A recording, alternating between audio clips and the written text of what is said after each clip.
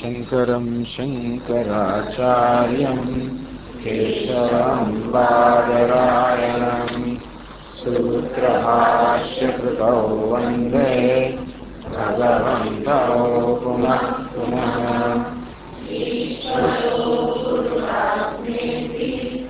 मूर्तिभेदविभागिने व्योमवद्व्याप्तदेहाय दक्षिणामूर्तये मूले कल्पद्रुमस्य दृढकनकनिभं चारुपद्मासनस्थम्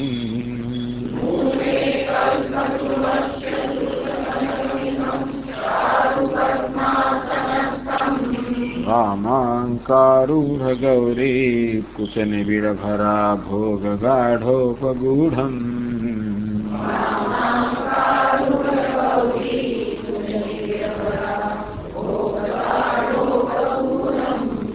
नानालङ्कारकं तं वरपरशुमृगाभीतिहस्तं त्रिनेत्रम्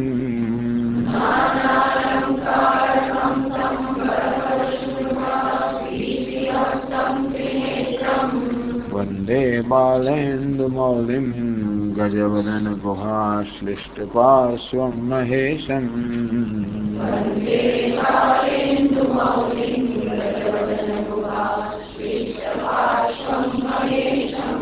साम्बो नः कुलदैवतं पशुपते साम्ब त्वदीया वयम्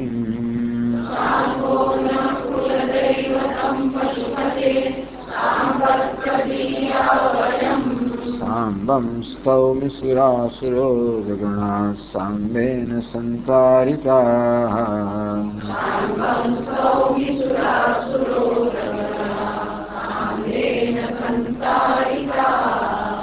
साम्बायास्तु नमो मया विरचितं साम्बात् परं नो भजे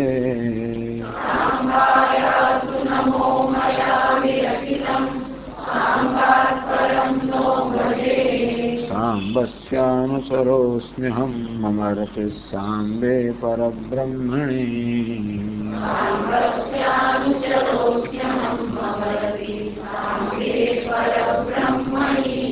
मन्दारमाला कुलितालकायै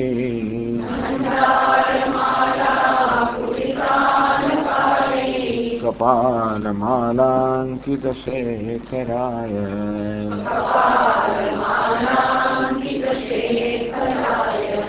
दिव्याम्बरायै च दिगम्बराय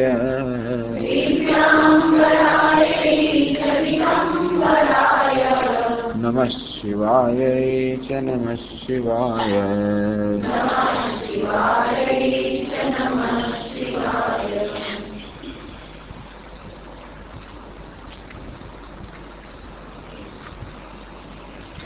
तवैश्वर्यं यत्नाद्यदुपरि विरञ्चेर्हरिरजः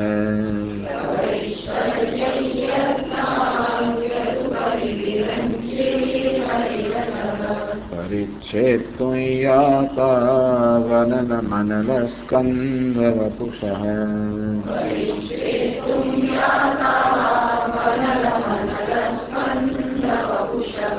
त्वतो भक्तिश्रद्धा भरगुरुगृणद्भ्यां गिरिशयत्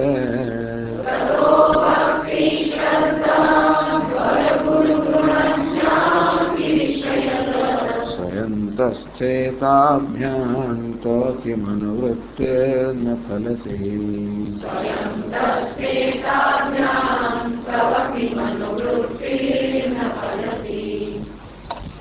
तो भगवान अनुवृत्ति अर्थात सेवानु महत्व गातवा आ पद से हे गिरीश गिरौ से गिरी पर जे निवास का शयन करना है, गिरी पर निवास करना है भगवान शिव जी। तब अनुवृत्ति ही तो सेवा किम न फल दी। छेल्ली पंक्ति में प्रश्न कर रहे भगवान आपने अनुवृत्ति अर्थात आपनी सेवा शू फलदायी नहीं थती। એટલે આનો ઉત્તર કે ફળદાયી થાય છે એવું નથી કે આપણે ઉત્તર માંગે છે પણ ફળદાયી નથી થતી. કપિતુ સર્વમેવ ફલતી, આપને કરેલી સેવા હંમેશા ફળદાયી થાય છે જ. ટૂંકમાં જે કંઈ ફળ પ્રાપ્ત થાય એ આપની સેવાથી, આપની કૃપાથી જ પ્રાપ્ત થાય છે, સ્વપ્રયત્નથી નહીં. આમ જીવનમાં જ આધ્યાત્મિક સિદ્ધિઓ હોય છે, ઈશ્વરનું જ્ઞાન, ઈશ્વરનો સાક્ષાત્કાર એ યત્ન સાધ્ય છે કે કૃપા સાધ્ય છે? આ સ્તોત્રમાં બતાવે છે કે યત્ન સાધ્ય નથી, કૃપા સાધ્ય છે. તો અનુવૃત્તિ, ભગવાન આપની અનુવૃત્તિ અર્થાત સેવા શું ફળ પ્રદાન નથી કરતી, આપની સેવા આપનો અનુગ્રહ લઈ આવે એ દ્વારા જીવનનું ધ્યેય સિદ્ધ થાય. સાક્ષાત્કાર્ય પરિણમ ફલમ દદાત ઇત્યર્થ. આપને કરેલી કાયિકી, વાચિકી, માનસિક સેવા સાક્ષાત્કાર પર્યંતનું ફળ મેળવી આપે છે. તત્ર અન્વય વ્યતિરેકાભ્યામ કારણતામ દ્રઢયિતુમ, કે ભગવાનની સેવા કેવું ફળ આપે છે એ દ્રઢ કરે છે. કેવી રીતે? અન્વય અને વ્યતિરેકથી. ભગવાનની સેવા છે ત્યારે ફળ છે, ભગવાનની સેવા નથી ત્યારે ફળ નથી. ભગવાનની સેવા છે ત્યારે ફળ છે અન્વય. જ્યાં ભગવાનની સેવા નથી, બી બધું હોય, ભગવાનની સેવા ન હોય ત્યાં ફળ નથી એમ વ્યતિરેક. તો આ 7મા શ્લોકની 10મા શ્લોકની અંદર વ્યતિરેક અને અન્વય બંને બતાવે છે. પહેલા બતાવે કેવી રીતે ભગવાનની સેવા ન હતી ત્યારે કેવું મોટા દેવોને પણ સાક્ષાત્કાર ફળ પ્રાપ્ત નથી, અને ભગવાનની સેવા હતી ત્યારે જ પ્રાપ્ત છે. યસ્માત અનસ્કંદ વપુષ તેજ પુણ્યમૂર્તે તવ ઐશ્વર્યમ. ભગવાન આપનો ઐશ્વર્ય, કેવો ઐશ્વર્ય, કેવા ભગવાન? તો કે અનલમ અનસ્કંદ વપુષ. અનસ્કંદ વપુ, વપુ અર્થાત જેમનું સ્વરૂપ અનસ્કંદ, અગ્નિના સ્કંદ સમાન હતું, અગ્નિના પુંજ સમાન હતું, અગ્નિના સમુદાય પુંજ સમાન હતું, તેજ પુંજ સમાન ભગવાનનું સ્વરૂપ હતું. તો એવા આપનું જે ઐશ્વર્ય છે એટલે કે સ્થૂળ રૂપ ભગવાન આ જયારે પ્રગટ થયા, બ્રહ્માજી અને વિષ્ણુ ભગવાન સમક્ષ આપ જયારે આવા તેજ પુંજના રૂપમાં જયારે પ્રગટ થયા, આપણા ઐશ્વર્ય અર્થાત આપણા જે સ્થૂળ રૂપ એ છે એનું તાગ કાઢવા માટે, એનું માપ કાઢવા માટે બ્રહ્માજી અને વિષ્ણુજી આ બંને પૂરતો પ્રયત્ન કર્યો. સ્થૂળ રૂપ પરિચ્છેદું યત્તયા અવધારયિતુમ. ભગવાનનું રૂપ કેવડું છે, આટલું જ છે, આથી વધ્યું નહીં. આ પ્રકારે એનું માપ કાઢવા માટે ભગવાન તેજસ પુંજના રૂપમાં પ્રગટ થયેલા આપના ઈશ્વરનું માપ કરવા માટે ઉપરી ઉર્ધ્વમ વિરંચી બ્રહ્મા. બ્રહ્માજી ઉપરી અર્થાત ઉપર ગયા, અધસ્તાત હરિ વિષ્ણુ, અને વિષ્ણુ ભગવાન વિષ્ણુ નીચે ગયા. યત્નાત સર્વ પ્રયત્ન યાવત ગંતુમ શક્તો તાવત યાતો. ક્યાં સુધી ગયા? યત્નાત એમનાથી થઈ શકે એ બધો પ્રયત્ન કરીને, જેટલે બ્રહ્માજી પોતાના સર્વ પ્રયત્નથી પવન વેગે ઉડીને ઉપર ગયા, અને વિષ્ણુ ભગવાન મનોવેગથી નીચે ગયા. તો બ્રહ્માજીએ હંસ પર આરૂઢ થઈને પવન વેગથી ઉપર ગતિ કરી કે ક્યાં સુધી જાય છે જોવા માટે. વિષ્ણુ ભગવાન આદિ વરાહનું રૂપ લઈને મનોવેગથી અંદર નીચે ગયા, તો એનો આદિ ક્યાં છે? તો બ્રહ્માજીનો અંત શોધવા ગયા અને વિષ્ણુ ભગવાનનો આદિ શોધવા ગયા. શું કે બ્રહ્માજી કહે છે કે જેનો આદિ શોધી શકે એ જ મોટો, વિષ્ણુ ભગવાન અંત શોધી શકે એ મોટો. બંને એકબીજાના આ પ્રકારે પડકાર હોય. વિષ્ણુ ભગવાન કે જેનો અંત શોધે એ મોટો કહેવાય, બ્રહ્માજી કીધે આદિ શોધે મોટો કર્યો. પેલા મોટો તો ચાલો, હું આદિ શોધી આપું તો મોટો કહેવો, અંત શોધે તો મોટો કહેવો. માટે બ્રહ્માજી અંત શોધવા ગયા, વિષ્ણુ ભગવાન આદિ શોધવા ગયા. સર્વ પ્રયત્ન, પોતાનો સર્વ પ્રયત્ન કરીને યાવત ગંતુમ શક્તો, જ્યાં સુધી જઈ શક્યા ત્યાં સુધી આ બંને દેવતાઓ ગયા.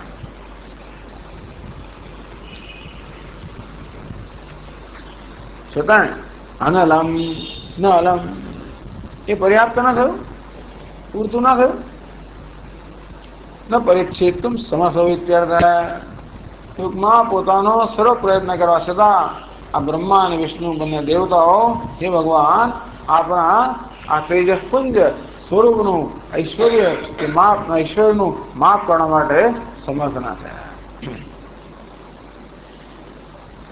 યત્ર સ્થૂળ રૂપમપી અપરિચ્છેદ્યમ તત્ર દૂરે સૂક્ષ્મ રૂપમ અપરિચ્છેદ સંભાવના, રૂપ પરિચ્છેદ સંભાવના.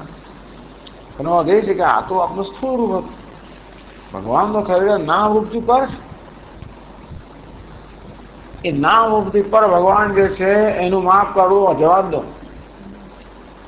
પણ નામ રૂપ લઈને સ્થૂળ રૂપમાં પ્રગટ થયેલા ભગવાન, એના ઐશ્વર્યનો ત્યાગ પણ જયારે મહાન દેવતાઓ ન કાઢી શક્યા, ત્યારે પછી ભગવાનના સૂક્ષ્મ જે રૂપ છે, અવ્યક્ત રૂપ છે, એનું માપ કરવાની વાત જ ક્યાં છે? તેના ત્વત અનુવૃત્તિના હરિવેંચ્યો પ્રસિદ્ધ મહાપરિવાર મહાપ્રભાવયો અપી ત્વમ નિર્જ્ઞેય. આ બધી સિદ્ધ ગતેક ત્વત અનુવૃત્તિ વિના આ વિષ્ણુ અને બ્રહ્માજીએ બધો પ્રયત્ન કર્યો, પ્રયત્ન અહંકારથી પ્રેરાયને કર્યો. ભગવાનની શરણાગતિ પ્રેરણા નથી કર્યો, પ્રયત્ન અહંકારથી પ્રેરણા પ્રયત્ન કર્યો. તો એ પ્રકારનો પ્રયત્ન ભલે હરિ હોય કે વિરંચી હોય, તત અનુવૃત્તિ વિના ભગવાન આપની અનુવૃત્તિ વગર, આપની સેવા વગર, આપના અનુગ્રહ વગર. ભગવાનની સેવા કરવાનો હેતુ શું છે? ભગવાનને ખુશ કરવાનો, ભગવાનનો અનુગ્રહ પ્રાપ્ત કરવાનો. એ સેવાથી ફળે છે એ વાત ઠીક છે, પણ ખરેખર તો ભગવાન અનુગ્રહથી ફળ જેવું કહું છે. પ્રશ્ન પૂછ્યો, ભગવાન આપને અનુવૃત્તિ અર્થાત આપની સેવા શું ફળ પ્રદાન ન કરી શકે? કેવું છે કે આપનો અનુગ્રહ શું ફળ પ્રદાન ન કરી શકે? કરી શકે. ઘણી વાર લોકો ભૈયા સ્વામી કેટલી બધી સેવા ભગવાનની કરીને થતું નથી. કદાચ આપણે સેવા ભગવાનનો અનુગ્રહ પ્રાપ્ત કરવા માટે પૂરતી ના હોય, કરી શકાય. એ કહેશે આગળ કે સેવા કેવી હોવી જોઈએ. આ પ્રકારે બ્રહ્માજી અને વિષ્ણુ ભગવાને બધો જ પ્રયત્ન કર્યો, સફળ ના થયા. આવું શાસ્ત્રો બતાવે છે. કેનોપનિષદમાં પણ આવું બતાવવામાં આવે કે દેવતાઓ અને અસુરો વચ્ચે યુદ્ધ થયું, એમાં દેવતાઓનો વિજય થયો. એ વિજયના પરિણામે દેવતાઓને ઘમંડ થયો કે આ તો અમારો વિજય છે, આ તો અમારો મહિમા છે. હવે આવી રીતે દેવત્વ આપણમાં હોય, અહંકાર આવે તો એ દેવત્વનું પતન થાય. અહંકાર એટલે અસુર. અસુર રાહ જોઈને બેઠેલા આવે છે. એવું અંદર ઘૂસી જવું, જરાક છિદ્ર મળ્યું, જરાક છીણું મળ્યું કે ઘૂસી ગયા. એક છીણું મળ્યું, દેવતાનો વિજય થયો, તરત અહંકાર નામનો જે અસુર છે ઘૂસી ગયો અંદર. ભગવાને થયું કે જો આપણે આ દેવતાના અહંકારને દૂર નહીં કરીએ તો અહંકારનો નાશ કરશે. આસુરો દેવતાનો નાશ કરશે, દેવતાનું પતન થશે. એટલા માટે આ દેવતામાં પ્રવેશ કરેલા અહંકાર નામના અસુરનો નાશ કરવા માટે ભગવાને જ પ્રયત્ન કરવો પડે. ખૂબ બ્રાહ્મણ હિતાય છે, જે ગાયો બ્રાહ્મણો દેવતાનું હિત કરનારા છે, બ્રહ્મણ્ય દેવાય. એટલા માટે ગાયોનું, બ્રાહ્મણોનું, દેવતાનું રક્ષણ કરવું ભગવાનની ફરજ છે. ભગવાન પોતે એને ફરજ રૂપ જોવે છે કે આનું રક્ષણ થાય તો આખી દુનિયાનું રક્ષણ થાય. પછી ગાયોનું રક્ષણ થાય તો પછી યજ્ઞ યાગાદી બરોબર થાય, ખેતીવાડી બરોબર થાય, સમાજને પોષણ પ્રાપ્ત થાય, ભૌતિક અને આધ્યાત્મિક બંને પ્રકારનું પોષણ પ્રાપ્ત થાય. બ્રાહ્મણનું રક્ષણ થાય તો શાસ્ત્રોનું રક્ષણ થાય, ધર્મનું રક્ષણ થાય, દેવતાનું રક્ષણ થાય. તો દેવતાઓ તો મનુષ્યો કૃપા કરે આ રીતે મનુષ્ય અને આ સમાજ સમગ્ર જે જગત છે એ સમૃદ્ધ રહે, સુખી રહે. એટલે પછી ભગવાને વિચાર કરો કે દેવતાઓના હૃદયમાં આ અહંકાર ઘૂસી ગયો છે એ દૂર કરવો જોઈએ. દેવતાઓ જયારે પોતાની બળાઈ હાંકી રહ્યા છે ત્યારે એમની સમક્ષ ભગવાન પ્રગટ થયા એક યક્ષના રૂપમાં. અત્યંત અદભુત વિસ્મયકારી રૂપમાં પ્રગટ થયા, દિવ્ય રૂપમાં પ્રગટ થયા. અને કોઈ દેવતાઓ જાણતા નતા કોણ છે. એવા ભગવાન પ્રગટ થયા યક્ષના રૂપમાં. બધા દેવતાઓનો વાદ વિવાદ ત્યાં અટકી ગયો. એકબીજાને પૂછવા લાગ્યા કે કોણ છે, આ કોણ છે? હું નથી જાણતો, હું નથી જાણતો. ત્યારે બધા દેવતાઓ ભેગા થઈને અગ્નિ દેવતા પાસે ગયા. હે ભગવાન, હે અગ્નિદેવ, આપ તો મારામાં સૌથી વધારે તેજસ્વી છો. અત્યારે તો બણગા ફૂકતા સૌથી વધારે એની પાસે ગયા છે. શું આપ આ યક્ષને હું જાણી લાવશો કે યક્ષ કોણ છે? જરૂર જાણી લાવીશ, કેમ નહીં? ગર્ભભેર અગ્નિએ કહ્યું તો ખરું જાણી લાવીશ.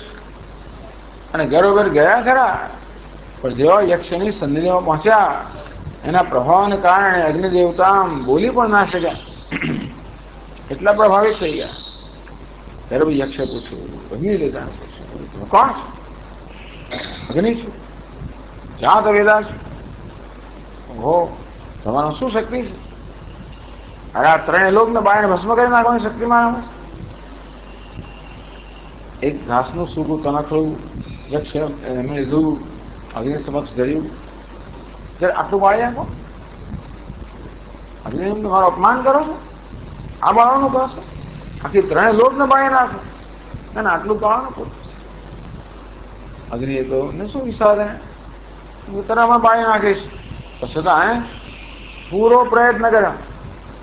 આ નલમ છતાં પણ એ તણખરાને બાળવા માટે સમર્થ ના થયા. શર્મિંદા થઈને નીચે એને પાછા આવી ગયા. દેવતાએ પૂછ્યું કે શું તમે જાણી લાવ્યા તો કે નહીં, આ યક્ષ કોણ છે હું જાણી શક્યો નથી. દેવતાઓ વાયુ દેવતા પાસે છે. વાયુ દેવતા, તમે હમણાં સૌથી વધારે બળવાન છો. ત્યારે યક્ષને જાણીએ કોણ છે? યક્ષ જાણી લાવતો, જરૂર જાણી લાવીશ. એ જ હાલત છે. તો કોઈ યક્ષ પાસે ગયા, એક અક્ષરે બોલી ના શક્યા. યક્ષે એમને પૂછ્યું, ત્યારે થોડોક જરા ગૌરવથી જવાબ આપો, હું વાયુ છું, મહાતા વિશ્વાસ છું, મારી ગતિને કોઈ રોકી ટોકી ના શકે. ક્યાં તમારું શું શક્તિ છે? અરે દુનિયા આખીને ઉડાડી દઉં તો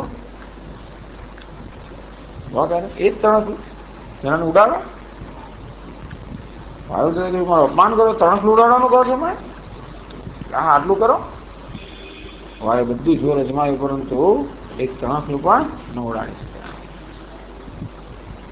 પરિચ્છેદ તો યાદવ અનન સ્કંદ બપુષ એવું થયું ને. યક્ષનું જે સ્વરૂપ હતું, સ્થૂળ સ્વરૂપ, દેખાતું સ્વરૂપ, એનું માપ કરવા માટે પણ અગ્નિ કે વાયુ દેવતા સમર્થ ના થયા. પછી ઇન્દ્રને વિનંતી કરવામાં આવી, આપ તો મારા દેવતા છો, મારા રાજા છો, આપ એને જાણી લાવો છો કે આ યક્ષ કોણ છે? ઇન્દ્ર પણ ગયા. તો ઇન્દ્ર તો વાયુ અને અગ્નિ ને વાયુ જેટલા ભાગ્યશાળી પણ ના હતા.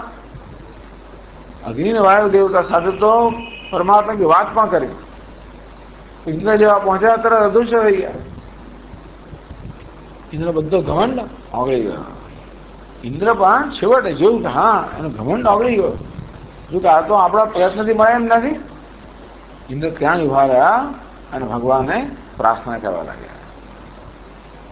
એટલે પોતાનો પ્રયત્ન એ પ્રકારનો અભિમાન છોડ્યો. પ્રાર્થના પ્રયત્ન છે, સેવા પ્રયત્ન છે, અભિમાન છોડ્યો. અને ત્યારે જ્યાં યક્ષ અદૃશ્ય થઈ ગયા એ જ સ્થળે તો એક દેવી બ્રહ્મ વિદ્યા ઉમા હૈમવતી ત્યાં આગળ પ્રગટ થયા. ઇન્દ્રને પૂછ્યું કે અમારી સમક્ષ ત્યાં અદૃશ્ય થઈ ગયા કોણ હતા? એ પરમાત્મા પરમ બ્રહ્મ હતા. એમના વિજયથી તમે લોકો વિજયવાળા બન્યા, તમે વિજય બન્યા. તમે લોકો ઘમંડ રાખો છો, અભિમાન કે તમારો વિજય છે, તમારો મહિત નહીં, તો વિજયનો મહિમા એમને કારણે છે. આવું ત્યાં બતાવવામાં આવ્યું. કેવી રીતે ઇન્દ્રે જયારે પોતાના અભિમાનનો ત્યાગ કર્યો અને ભગવાનને શરણાગત થયો પ્રાર્થના દ્વારા, ત્યારે પછી ભગવાન એટલે કે બ્રહ્મ વિદ્યા પ્રગટ થયા. નહીં પણ એવું જ કંઈક થયું.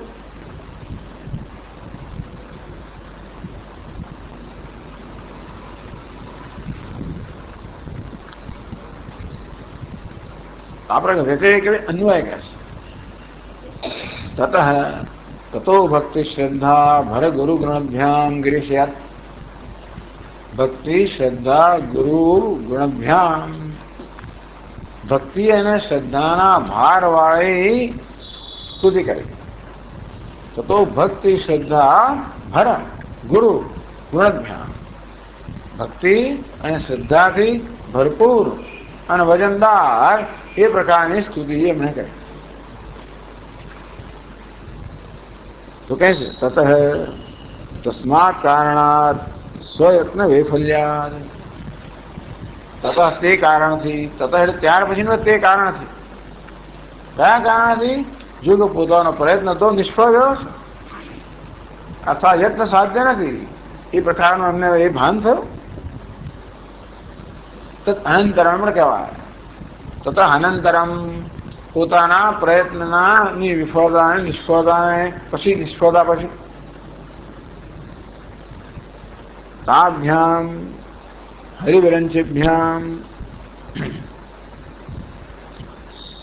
ભક્તિ શ્રદ્ધા ભર ગુરુ ગૃણભ્યામ.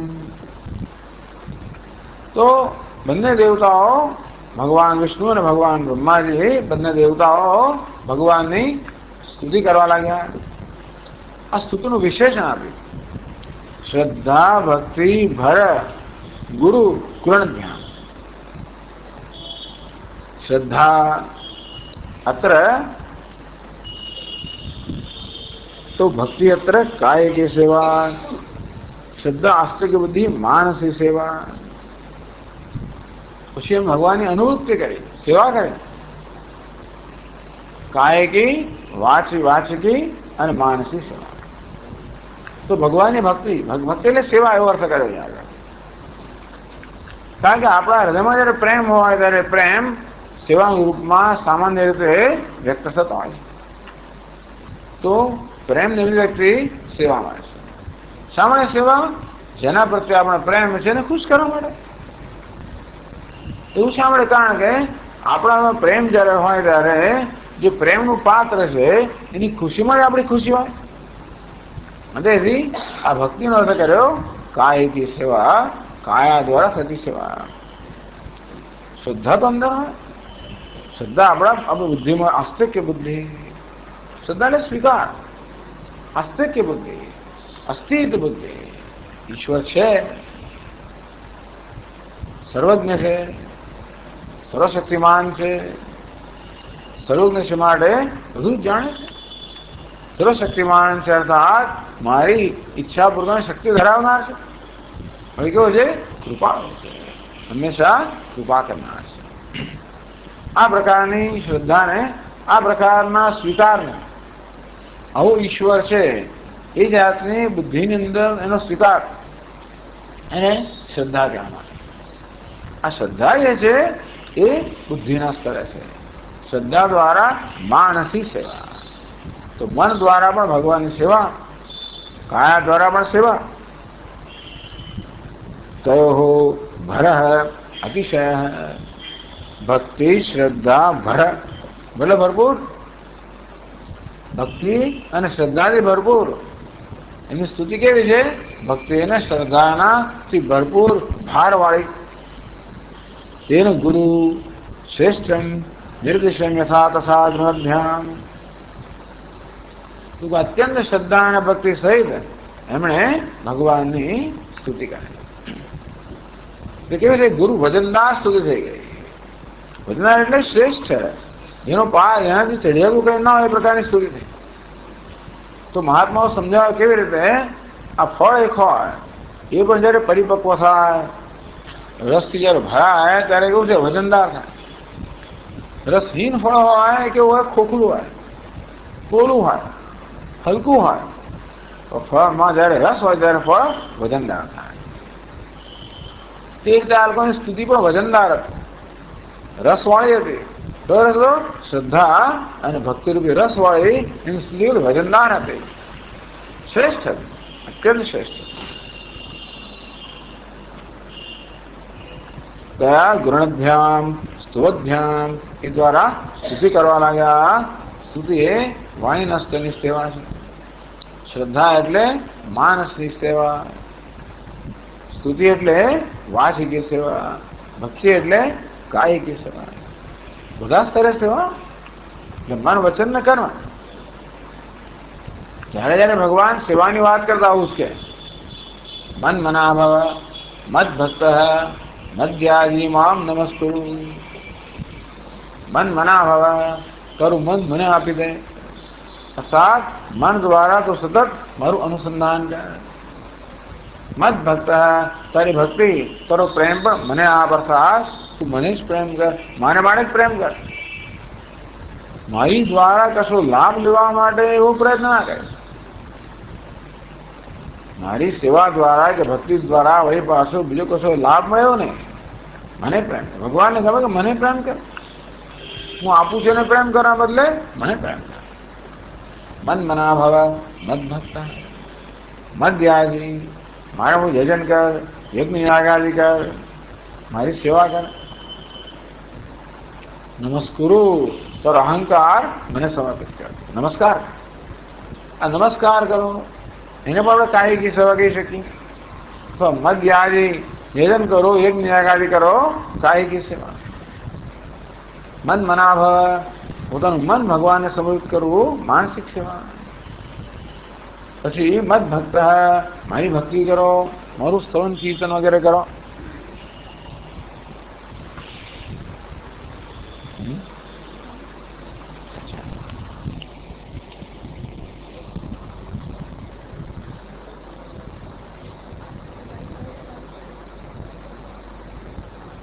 બધું બરોબર છે? હા, એકદમ પણ ત્યાં વાયર પાછળ ના છોડો થઈ ગયો એ નહીં. હા, આવી મન મના ભવ મદ ભક્ત મદ્યાજી ભવ મામ નમસ્કુરુ. મત કર્મકૃત મત પરમ મત ભક્ત સંગવર્જિત નિર્વૈર સર્વભૂતેષુ. કર્મ મારા માટે કર, એ પણ તારું હું થવું જોઈએ, ભજન પણ મારું જ, મારા સિવાય કશું જ નહીં. આ રીતે ટૂંકમાં આ કાયિકી વાચિકી માનસી સેવા. શ્રદ્ધાવાન લગતે શ્રદ્ધાંત હોવી જોઈએ, ભક્તિભાવ હોવો જોઈએ, જોડે જોડે શ્રદ્ધા ભક્તિના અભિવ્યક્તિ રૂપે સેવા હોવી જોઈએ. વાણીના સ્તરે હોય અને જેને મારે સેવા છે, જેને મારે પ્રેમ છે, એની સ્તુતિ થાય. આવી જયારે ટૂંકમાં શ્રદ્ધા અને ભક્તિના ભારથી ભરપૂર એવી જયારે સ્તુતિ અમે કરીએ. વાચિકીમ સેવામ કુરુભ્યામ. હવે આ જરા વજનદાર વસ્તુ જોઈએ. કહે છે યદ્ધિ ગુરુકરમ ભવતી શિલોત્સયાદિ તત્ વન પર્જન્યાદિ ન વિક્રિયામોપયતિ. જે પહાડ હોય, પહાડનું શિખર વગેરે હોય, ત્યાં મોટી મોટી શિલાઓ હોય, જે વજનદાર હોય, વજનદાર શિલાઓ જયારે હોય ત્યારે એના પર પવન પર્જન્યાદિ, વાવાઝોડું આવે તો પણ એ શિલા હટે નહીં, મોટો મુશળધાર વરસાદ પડે પણ એ શિલા હટે નહીં. બાકી નાના નાના પથ્થરો તો ઉડાડી મૂકે અને ક્યાં ને ક્યાં ખરી પડે ને બધા. એવું છે ને કે આ બધા કુદરતના પરિબળો કેવા છે. વરસાદ આવે, ધોધમાર આવે, વાવાઝોડા આવે ને ભલભલે તોડી નાખે. આ બધાનો વેગ સહન કરવા માટે બહુ વજનદાર શિલા જોઈએ. તો પછી આ પવન એટલે વાવાઝોડું, વરસાદ વગેરેનો વેગ ઝીલી શકે. અને તે રીતે ભગવાનની ભક્તિ કરવામાં પણ ઘણા બધા વિઘ્નો આવે.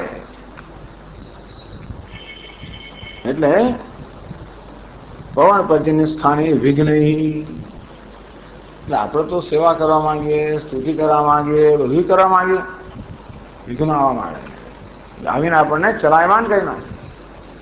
જો આપણી સેવા, આપણી સ્તુતિ વગેરે વજનદાર ના હોય, એટલે ખોખલી હોય, પોલી હોય, અંદર શ્રદ્ધાનો કે ભક્તિનો ભર અને રસથી ભરપૂર ના હોય તો ચલાયમાન થઈ જાય. એટલે કે આપણે વિચલિત થઈ જઈએ, આ ભગવાનની પ્રાપ્તિના માર્ગમાં આપણે વિચલિત થઈ જઈએ. એટલે આગળ કહે છે કેવા વિઘ્નો આવે, વિઘ્નો તો આવડા જ હોય છે. એટલા માટે કહેવા મળ્યું ભક્તિ શ્રદ્ધા ભર ગુરુ. ભક્તિ અને શ્રદ્ધાના ભારથી જે વજનદાર થયેલી છે, શ્રેષ્ઠ છે, એવી સ્તુતિ અમે કરી છે જે અનેક પ્રકારના વિઘ્નોથી ચલાયમાન ન થાય.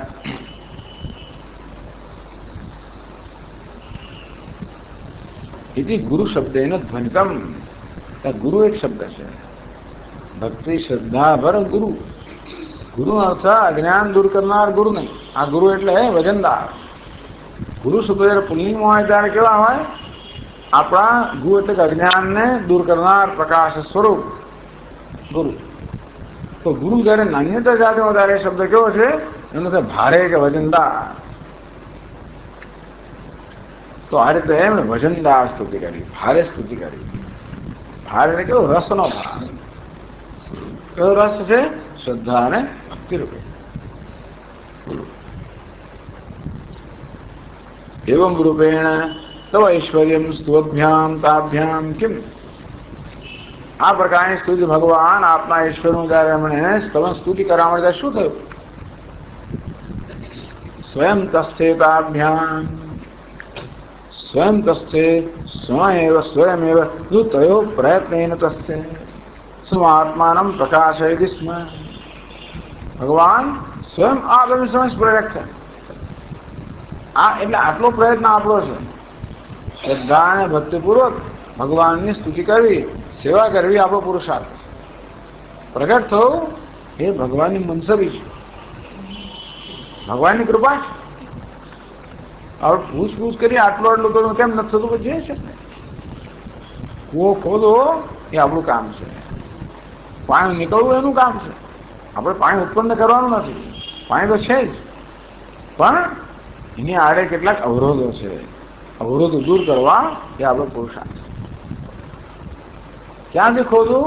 જ્યાં સુધી પાણી ન નીકળે ત્યાં સુધી ખોદવું જ પડે. પેલાના આટલામાં મળી ગયું ને મને આટલું એ કેમ નથી થતું?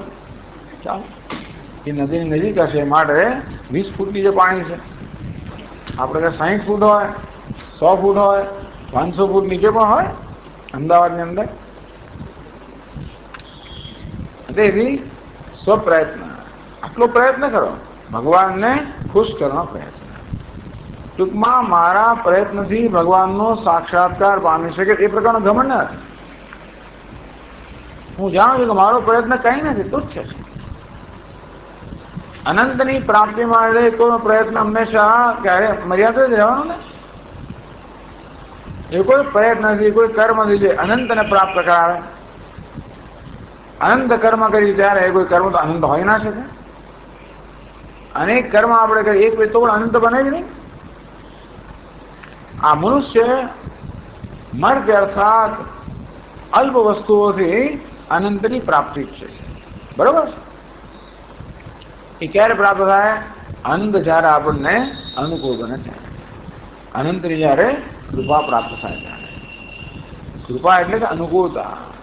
તો ભગવાન અનુકૂળ બનાવવો ત્યારે બનશે. ભગવાન જાણે, એ જ જાણે. તો ભગવાન ઈચ્છે કે આ ફળ બરોબર પાકે. એમાં કચાશ રહી જાય તો મજા નહીં આવે, એનો સ્વાદ બરોબર ના આવે. એટલે ભગવાન રાહ જુએ કે ફળ બરોબર પાકે. જેવું ફળ એવો એને પાકવાનો સમય લાગે. કેરીના ફળ લાગતું હોય, કદાચ લાવ્યા પછી કોઈ ચીકુને વળી 4 દિવસ થતા હોય, પપૈયાના 10 દિવસ થતા હોય, કદાચ થતા હોય. જેવું મહત્વનું શું છે? એ પાકવું જોઈએ, પરિપક્વ થવું જોઈએ, રસથી ભરપૂર થવું જોઈએ. તેથી સ્વયં તસ્થે જોયું કે નહીં, આ લોકોની શ્રદ્ધા ભક્તિ પૂર્ણ જે સ્તુતિ છે અથવા સેવા છે, ભક્તિ છે, એ પર્યાપ્ત છે. પ્રયત્ન પર્યાપ્ત ના થાય, એમની ભક્તિ પર્યાપ્ત થઈ ગઈ. ભગવાનને ખુશ કરવામાં પ્રયત્ન પર્યાપ્ત કેમ ના થયો? કારણ કે ઘમંડ હતો એમાં. એ અહંકાર હોવાને કારણે બધો પ્રયત્ન નિષ્ફળ જાય છે. ત્યારે મામ નમસ્કુરુ, ત્યારે ભગવાન નમસ્કાર કરવામાં આવ્યા, ભગવાનની શરણાગતિ સ્વીકારવામાં આવી. પોતાના પ્રયત્ન એમણે ભગવાનને ચરણ થઈ ગયા. તેષામ યવાનુકંપાર્થમ અહમ અજ્ઞાનમ તમઃ. જે ભગવદ્ ગીતામાં ભગવાન કહે કે મારા ભક્તોની પર અનુકંપાને પ્રેરાય હું એમને બુદ્ધિઓ પ્રદાન કરું છું. એમના હૃદયમાં અંધકાર છે જ્ઞાનનો, હું જ્ઞાન રૂપી દીપક પ્રગટાવીને અંધકાર દૂર કરું છું. સ્વયં તસ્થેતાભ્યામ કઠોર કહ્યું ને, યમે વૈ શૃણુતે તેન લભ્ય તસ્યૈષા આત્મા વિવૃણુતે તનું સ્વામ. યમે વૈ શૃણુતે તેન લભ્ય. જે ભગવાનને પસંદ કરે છે એના વડે ભગવાન પ્રાપ્ત કરે છે. સ્વયમેવ નૃતયો પ્રયત્નેન તસ્થે સુમ આત્માનમ પ્રકાશયતિ સ્મ. ભગવાને સ્વયં પોતાના સ્વરૂપને ભગવાન વિષ્ણુ અને બ્રહ્માજી સમક્ષ પ્રકાશિત કર્યું.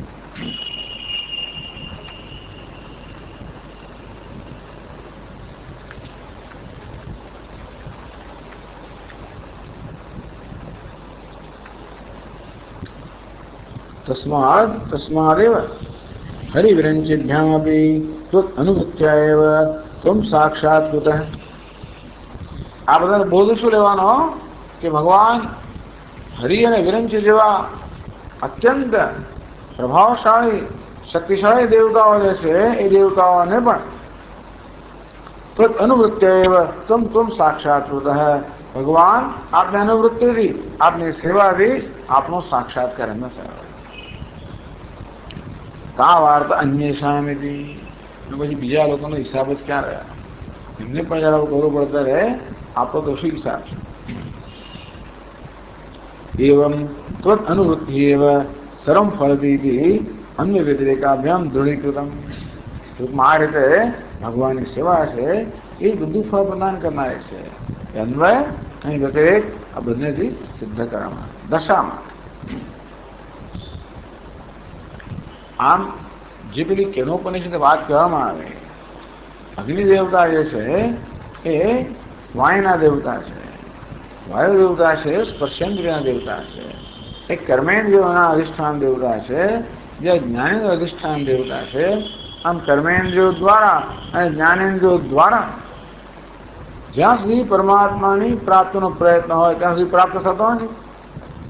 કર્મેન્દ્રિયોને પકડવાનો પ્રયત્ન કરીએ, જ્ઞાનેન્દ્રિયો દ્વારા અનુભવવાનો પ્રયત્ન કરીએ ત્યાં સુધી એ પરમાત્મા જાણે કે આપણી પકડમાં આવતો જ નથી. ઇન્દ્ર છે તો ઇન્દ્રિયોનો રાજા છે, અંતઃકરણ છે.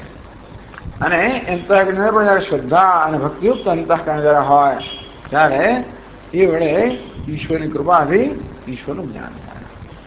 અહીં પણ બ્રહ્માજી છે એ પણ રજોગુણ ધરાવનારા છે, વિષ્ણુ ભગવાન છે સત્વગુણ ધરાવનારા છે.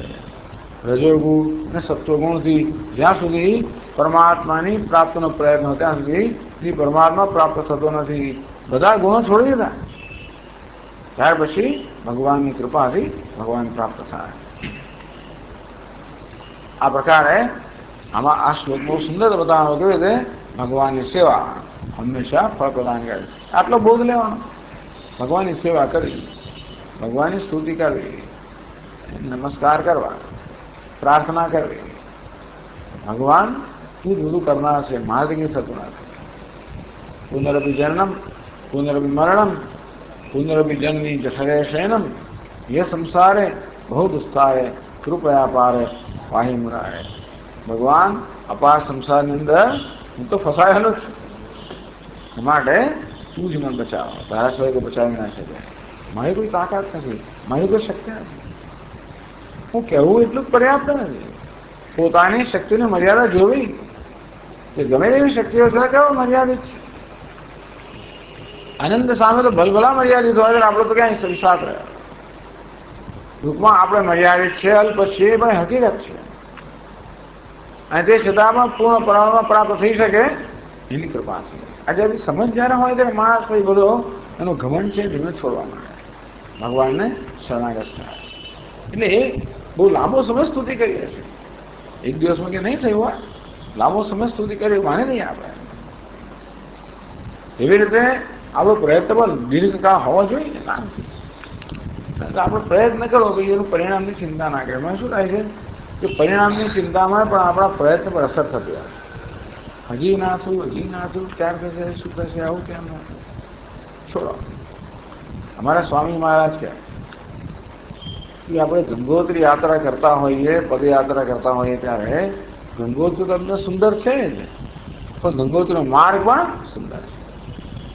એટલે સ્વામી મહારાજ કહે કે ભાઈ આ પ્રશ્ન પણ ક્યારે આ થશે, ક્યારે પૂરું થશે, ક્યારે ભગવાન મળશે? એવો પ્રશ્ન ક્યારે હોય? જ્યારે ભગવાનને મેળવવાનો માર્ગ એટલો આનંદદાયક ના હોય ત્યારે જ ને. ક્યારે પૂરું થશે? પણ ભગવાનની પ્રાપ્તિનો પ્રયત્ન પણ આનંદદાયક જયારે હોય ત્યારે પ્રશ્ન ના જાય. એ ભગવાનની પ્રાપ્તિનો પ્રયત્ન, ભગવાનની ભક્તિ છે, ભગવાનનું ચિંતન છે, અનુસંધાન છે, આ બધાનો એક આનંદ હોય ત્યારે બે ઉચાટ નથી હોતો ક્યારે થશે ને ક્યારે નહીં થાય. અને પછી ટૂંકમાં આપણે એ રીતે પણ એટલે એક જગ્યાએ શંકર મહારાજ કહે કે બધી કામનાઓ, મોક્ષની પણ કામના છોડીને અંતગો ગત્વા, મનમાં બધી જ કામનાઓ જતે રહે. એ મોક્ષની કામના રહે તો પણ મન એટલા ઊંચે જરા હલનચલન કરતો વિકસિત થતો હોય. આ ઈચ્છા જે બધી છે ને, આ ઘમંડ છે, ઈચ્છાઓ છે, આવી વસ્તુઓ ખરેખર વિઘ્નો છે. એ નમસ્કાર સંપૂર્ણ સમર્પિત છે. અંતેથી બસ ભગવાન જે કરતે છે આ રીતે બધા એમના વિઘ્નો દૂર થાય.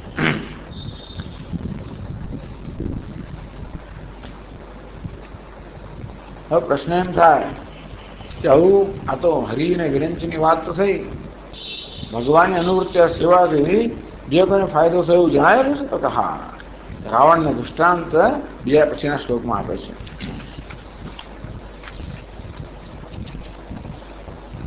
અયત્નાદાપાદ્ય ત્રિભુવનમ વૈરવ્યતિકરમ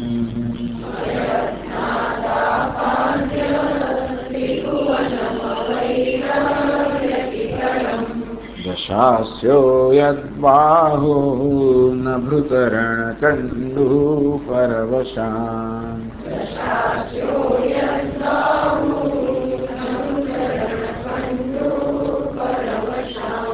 શિરઃ પદ્મશ્રેણી રચિત ચરણાંભોરુહબલે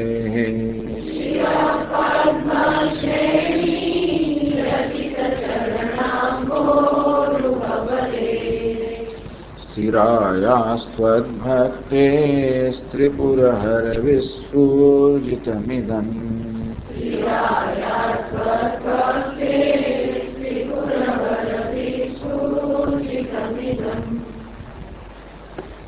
બીજા શ્લોક ચોથી પંક્તિમાં સ્થિરાયા ત્વદ્ભક્તે ત્રિપુરહર વિસ્ફુજિતમ ઇદમ. હે ત્રિપુરહર, આ કથા પછી આવશે આ ત્રિપુરાસુર જે છે એનો વધ કરનાર હે ભગવાન. ઇદમ, આ જે જોવામાં આવ્યું રાવણના કિસ્સામાં,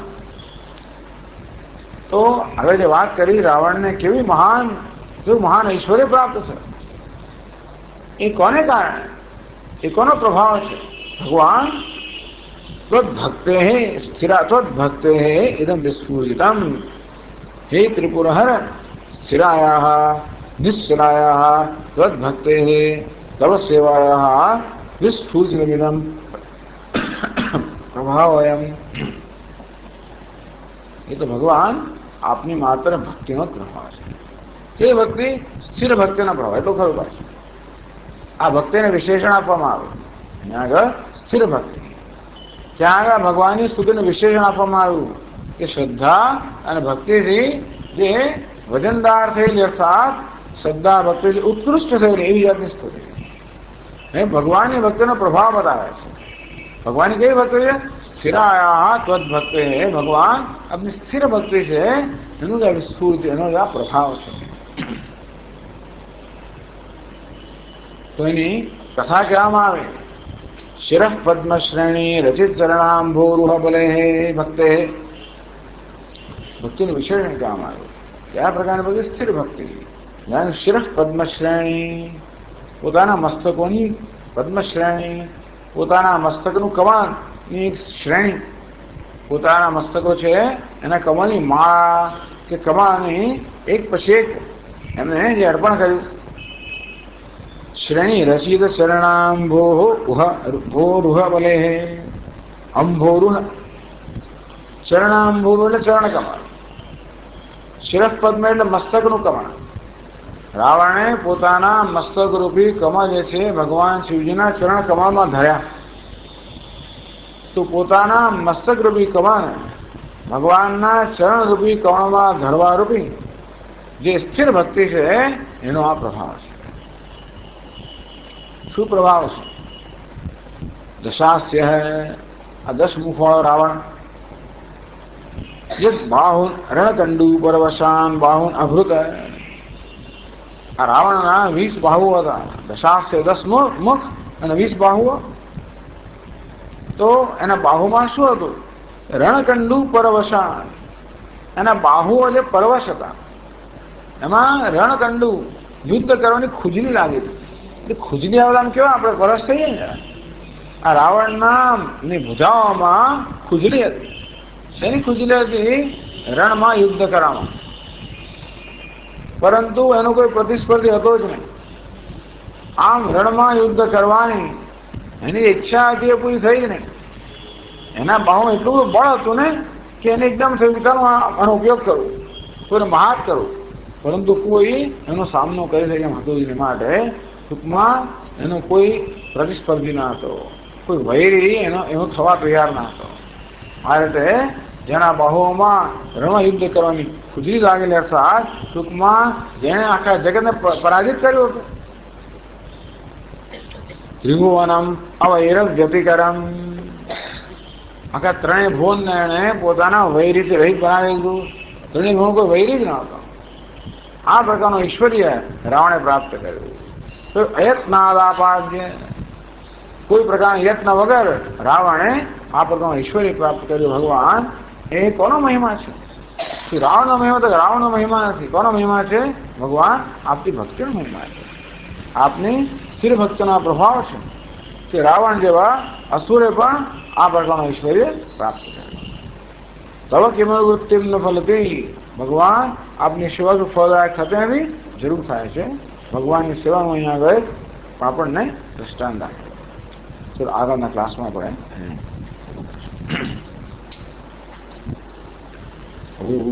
પૂર્ણમદ પૂર્ણમિદમ પૂર્ણાત પૂર્ણમુદચ્યતે પૂર્ણસ્ય પૂર્ણમાદાય પૂર્ણમેવાવશિષ્યતે. ઓમ શાંતિ શાંતિ શાંતિ. શંકરં શંકરાચાર્યં કેશવં બાદરાયણં સૂત્રભાષ્યકૃતૌ વંદે ભગવन्तौ પુનઃ પુનઃ. ઈશ્વરો ગુરુરાત્મેતિ મૂર્તિભેદવિભાગિને વ્યોમવદ્વ્યાપ્તદેહાય દક્ષિણામૂર્તયે નમઃ. ઓમ શાંતિ શાંતિ શાંતિ. હરિ ઓમ શ્રી ગુરુભ્યો નમઃ. હરિ ઓમ.